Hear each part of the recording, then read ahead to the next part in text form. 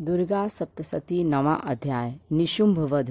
राजा ने कहा, हे ऋषिराज, आपने रक्त बीज के वध से संबंध रखने वाला वृत्तांत मुझे सुनाया। अब मैं रक्त बीज के मरने के पश्चात क्रोध में भरे हुए शुंभ व निशुंभ ने जो कर्म किया वह सुनना चाहता हूँ। महर्षि मेधा ने कहा, रक्त बीज के मारे जाने पर शुंभ और निशुंभ को बड़ा ही क्रोध आया और अपनी बहुत बड़ी सेना का इस प्रकार सर्वनाश होते देखकर निशुंभ देवी पर आक्रमण करने के लिए दौड़ा। उसके साथ बहुत से बड़े बड़े असुर देवी को मारने के लिए दौड़े और महापराक्रमी शुंभ अपनी सेना सहित चंडिका को मारने के लिए बढ़ा। फिर शुंभ और निशुंभ का देवी से घोर युद्ध होने लगा और वह दोनों असुर इस प्रकार देवी पर बाण फेंकने लगे जैसे मेघों से वर्षा हो रही हो। उन दोनों के चलाए हुए बाणों को देवी ने अपने बाणों से काट डाला और अपने शस्त्रों की वर्षा से उन दोनों दैत्यों को चोट पहुंचाई। निशुंभ ने तीक्ष्ण तलवार और चमकती हुई ढाल लेकर देवी के सिंह पर आक्रमण किया। अपने वाहन को चोट पहुंची हुए देखकर देवी ने अपने चुरुप नामक बाण से निशुंभ की तलवार व ढाल दोनों को ही काट डाला। तलवार और ढाल कट जाने पर निशुंभ ने देवी पर शक्ति से प्रहार किया। देवी ने अपने चक्र से उसके 2 टुकड़े कर दिए। फिर क्या था, दैत्य मारे क्रोध के जल भुन गया और उसने देवी के मारने के लिए उसकी ओर शूल फेंका, किंतु देवी ने अपने मुक्के से उसको चूर चूर कर डाला। फिर उसने देवी पर गदा से प्रहार किया। देवी ने त्रिशूल से गदा को भस्म कर डाला। इसके पश्चात वह फरसा हाथ में लेकर देवी की ओर लपका। देवी ने अपने तीखे बाणों से उसे धरती पर सुला दिया। अपने पराक्रमी भाई निशुंभ के इस प्रकार से मरने पर शुंभ क्रोध में भरकर देवी को मारने के लिए दौड़ा। वह रथ में बैठा हुआ उत्तम आयुधों से सुशोभित अपनी 8 बड़ी बड़ी भुजाओं से सारे आकाश को ढके हुए था। शुंभ को आते हुए देखकर देवी ने अपना शंख बजाया और धनुष की टंकार का भी अत्यंत ही दुस्सह शब्द किया। साथ ही अपने घंटे के शब्द से, जो कि संपूर्ण दैत्य सेना के तेज को नष्ट करने वाला था, संपूर्ण दिशाओं को व्याप्त कर दिया। इसके पश्चात देवी के सिंह ने भी अपनी दहाड़ से, जिसे सुन बड़े बड़े बलवानों का मद चूर चूर हो जाता था, आकाश, पृथ्वी और 10 दिशाओं को पूरित कर दिया। फिर आकाश में उछलकर काली ने अपनी दांतों तथा हाथों को पृथ्वी पर पटका।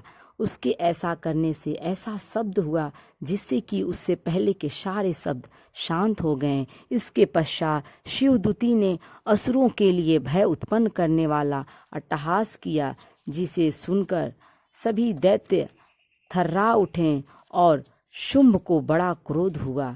फिर अंबिका ने उसे, अरे दुष्ट, खड़ा रह कहा तो आकाश से सभी देवता जय हो बोल उठे।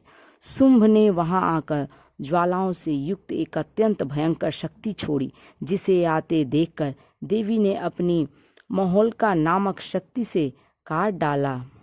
हे राजन, फिर शुंभ ने सिंहनाद से तीनों लोक व्याप्त हो गए और उसकी प्रतिध्वनि से ऐसा घोर शब्द हुआ जिससे इसके पहले के शब्द सभी शब्दों को जीत लिया। शुंभ के छोड़े बाणों को देवी ने और देवी के छोड़े बाणों को शुंभ अपने बाणों से काट सैकड़ों और हजारों टुकड़ों में परिवर्तित कर दिए। इसके पश्चात जब चंडिका ने क्रोध में भरकर शुंभ को त्रिशूल से मारा तो वह मूर्छित होकर पृथ्वी पर गिर पड़ा।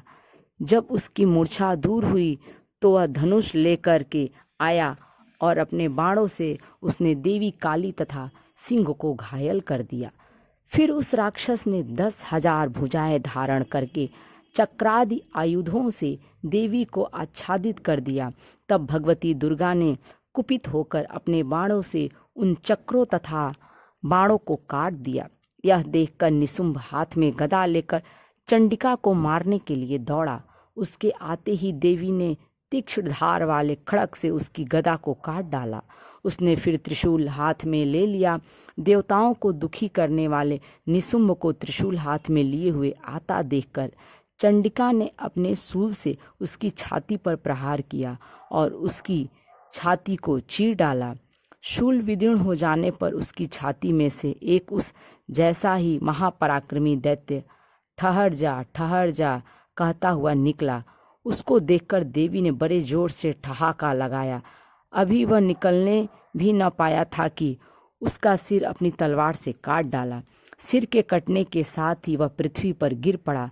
तदंतर सिंह दहाड़ दहाड़ कर असुरों का भक्षण करने लगा और काली शिवदूती भी राक्षसों का रक्त पीने लगी। कौमारी की शक्ति से कितने ही महादैत्य नष्ट हो गए। ब्रह्मा जी के कमंडल के जल से कितने ही असुर समाप्त हो गए।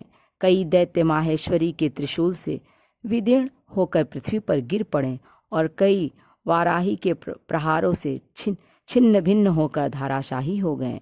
वैष्णवी ने भी अपने चक्र से बड़े बड़े महापराक्रमियों का कचूमर निकालकर उन्हें यमलोक भेज दिया और ऐन्द्री ने कितने ही महाबली राक्षस टुकड़े टुकड़े हो गए।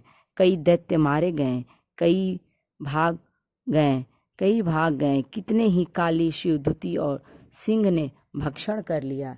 इस तरह से दुर्गा सप्तशती का 9वां अध्याय पूर्ण हुआ। यदि वीडियो ये अच्छी लगे तो लाइक करें और यदि मेरे चैनल पर नए हैं तो इसे सब्सक्राइब करें।